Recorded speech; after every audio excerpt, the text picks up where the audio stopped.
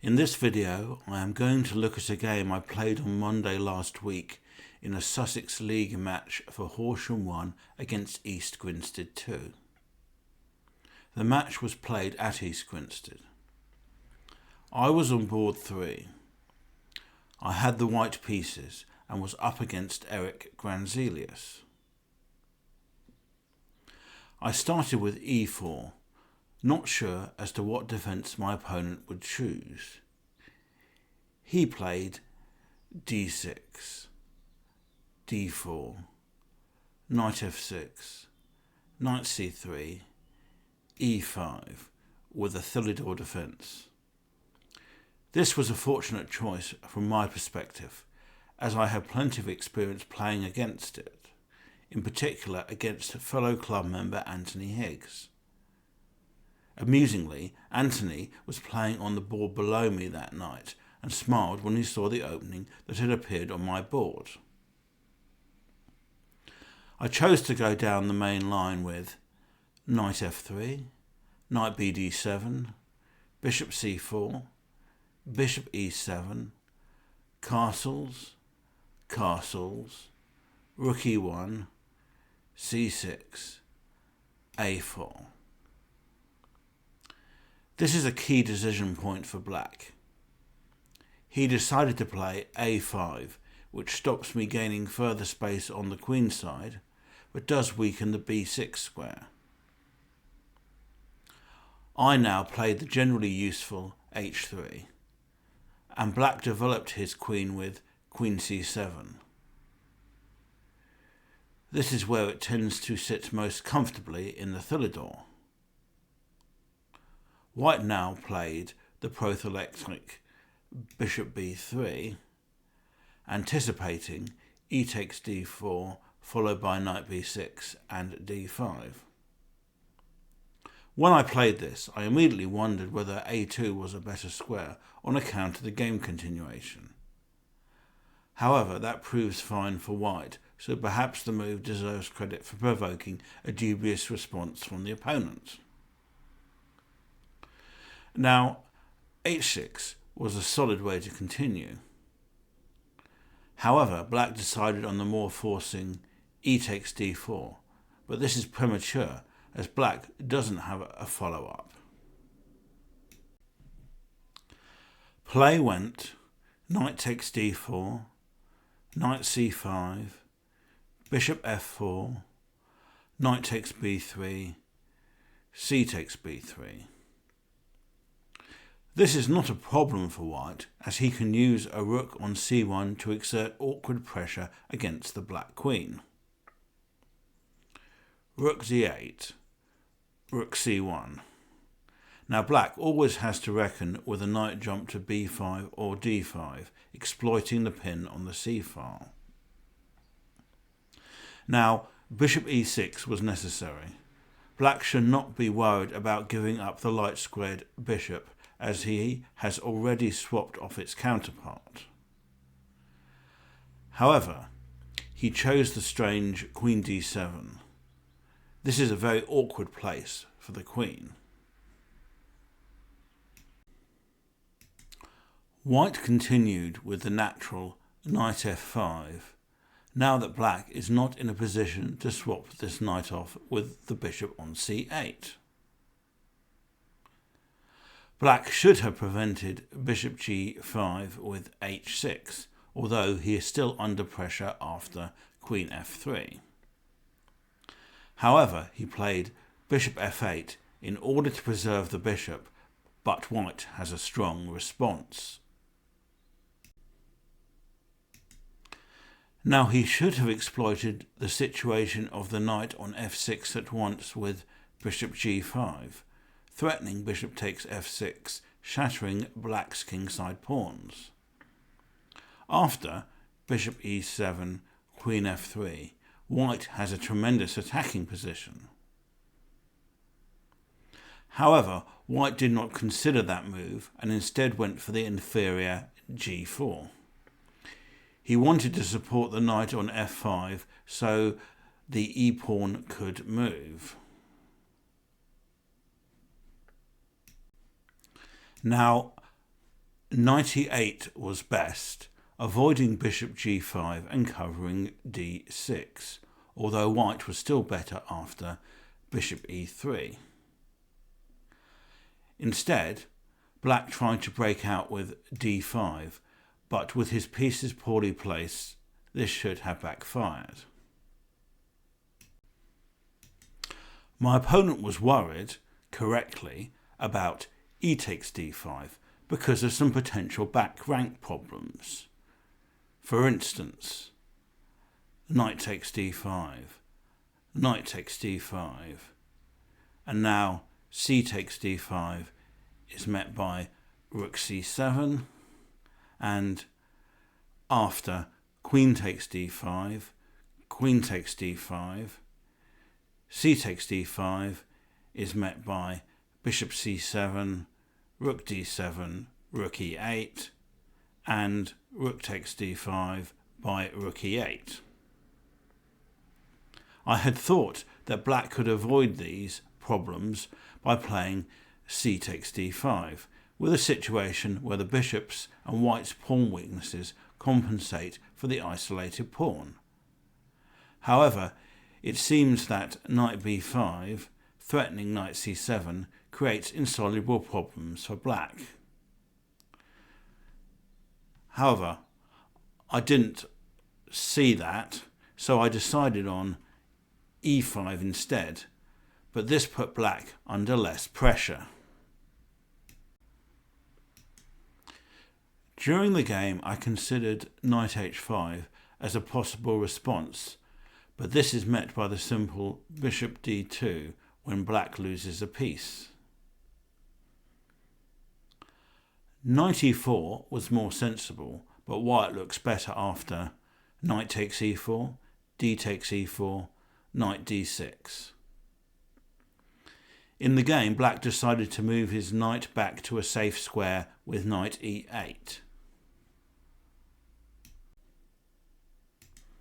I now played the strong bishop g5. White exploits the fact there is no safe way to block the attack on the rook, nor is there an escape square for it.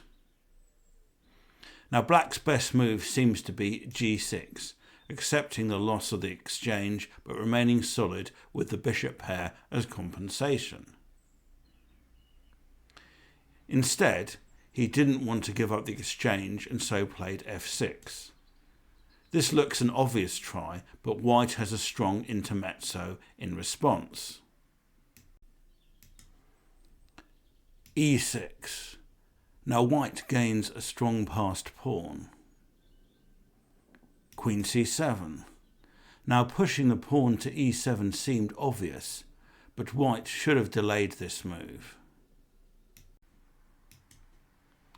Instead, knight b5 was very strong. White drives the black queen to an inferior square in order to increase the impact of a delayed e7. However, it was impossible, at least for a human, to calculate all the consequences of the move. Here are some sample lines to indicate black's problems. Queen b8, e7, bishop takes f5, e takes d8 queen, queen takes d8, g takes f5,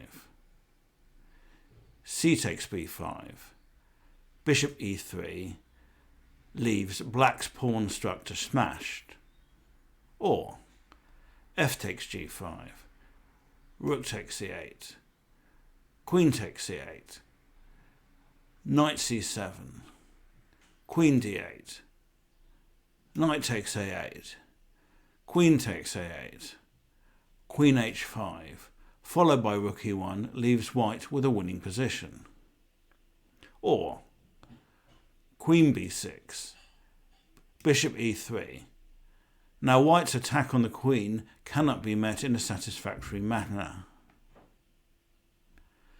Trying to block with d4, bishop takes d4, c5, e7, c takes d4, e takes d8 queen, queen takes d8, knight on f takes d4 leaves white with a clear material advantage and a dominating position.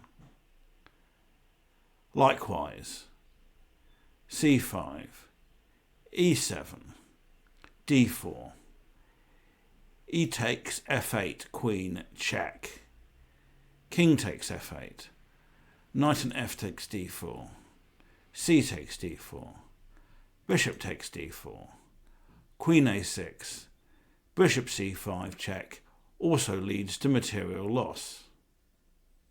Or queen a6 is met by e7, bishop takes f5, e takes f8, queen, check. White draws the black king into the line of his remaining bishop's fire. King takes f8, bishop c5 check, king g8, g takes f5, c takes b5, rook e6. This forces b6 as the queen has no retreat squares. Bishop takes b6. Now rook on d to c8 is met by rook takes c8, queen takes c8, queen takes d5, king h8, a takes b5, and white's extra pawns and more active pieces will prove decisive. While after, rook d7, queen e2, knight d6, rook c7, rook takes c7, bishop takes c7, white wins the knight on d6. A simpler and more human solution would be to just retreat the bishop on g5 with the bishop d2. The idea is to play e7 but not lose the bishop on g5 in the process, as in the game.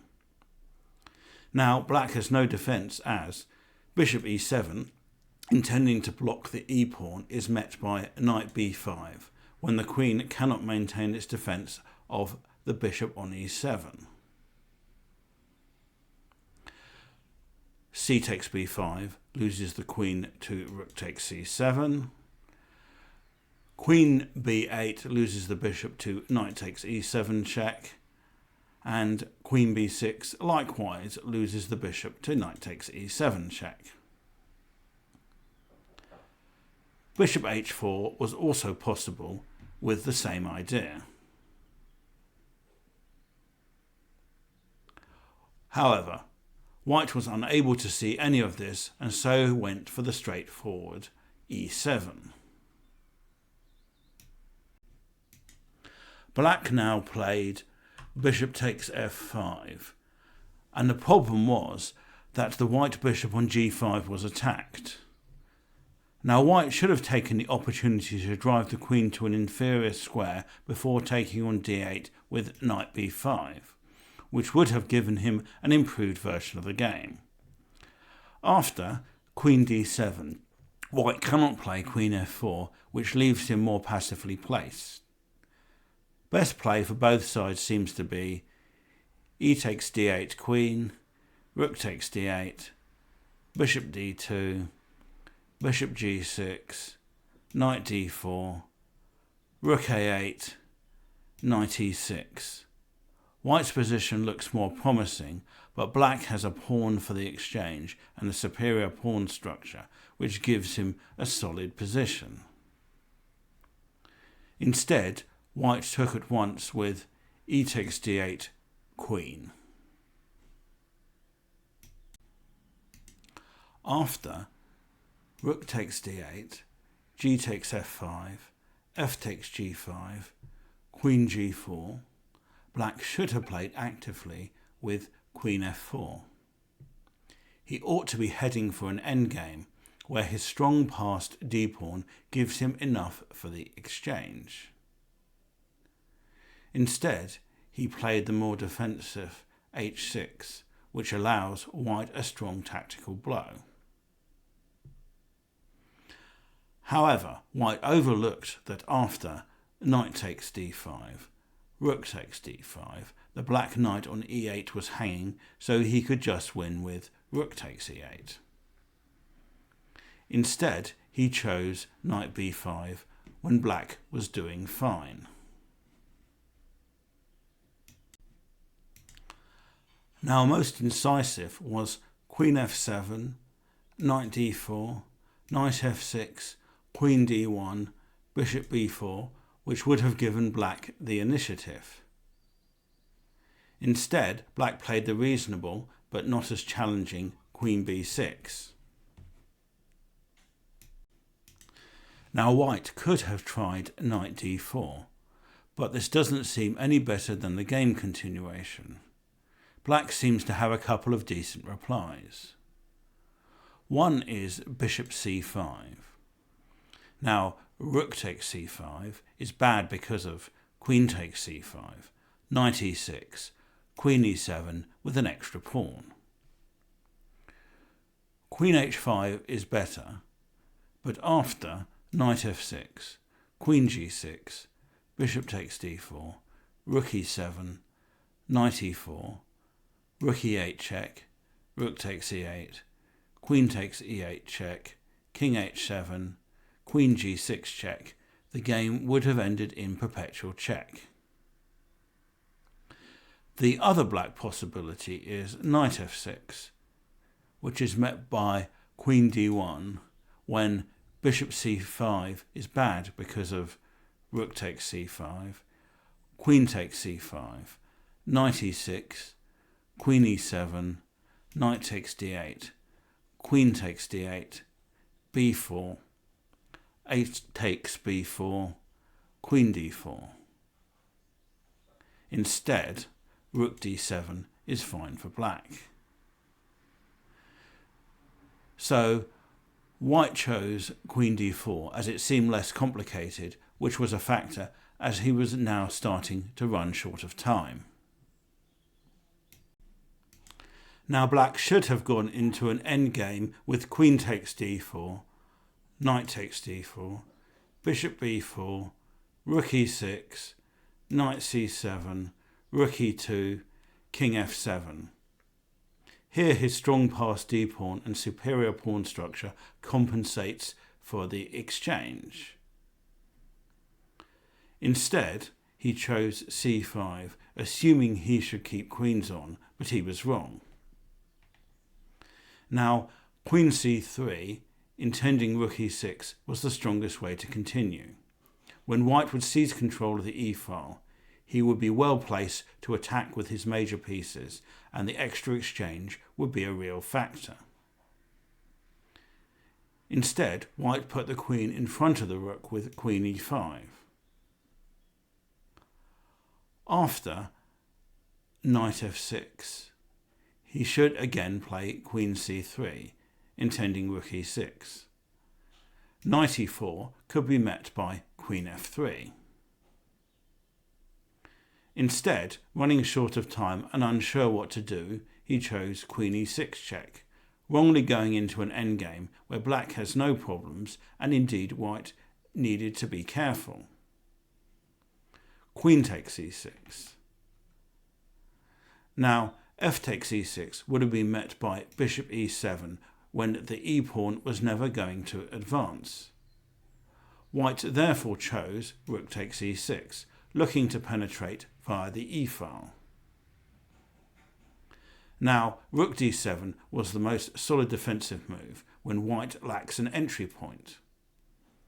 However, black chose d4, which was more ambitious, going after the f-pawn with rook d5 takes f5. However, there is a subtle flaw in this move in that it gives up control of the c4 square. Now, white had the chance to seize the e-file with rook on c to e1, intending to follow up with knight a3 c4. Black will be unable to prevent white penetrating his position. However, white was a bit too nervous about the black d-pawn advancing and so went for the inferior rook e5, keeping the other rook back. Play went knight e5, rook d1, knight f4. Now, white should have taken the opportunity to eliminate his weak h-pawn with h4, g takes h4, rook e4, knight d5, rook on d to e1, king f7, rook takes h4. Instead, he chose the passive king h2 and black started to take over. Black brought up his king with king f7. Now white should again have looked to eliminate his weak h-pawn with rook e4, rook d5, h4, although black was now better after rook takes f5, h takes g5, h takes g5, as he would have had two pawns for the exchange. Instead, white started to shuffle his pieces around with rook on e to e1, hoping to keep everything defended and to stop black breaking through. However, black now had a real advantage and every reason to play for the win. Black now took a second pawn with rook d5, rook e4, rook takes f5, and continued to press. Play went king g3, g6, rook d2, knight h5 check, king g2, knight f6, rook e1, knight d5, rook e4, knight f6. It now became obvious that black was unsure how to continue, as he started to repeat the position. Rook e1, knight e5, rook e4. White offered a draw which black accepted. Black could have easily played on, but could not see how to make progress. However, there was surely no reason not to, as he still had 12 minutes on the clock as opposed to white's 2, in addition to the 30-second increment. This was a lucky escape for white, and, as it proved, important in the context of the match, as Horsham could only manage one win and 2 draws on the other boards.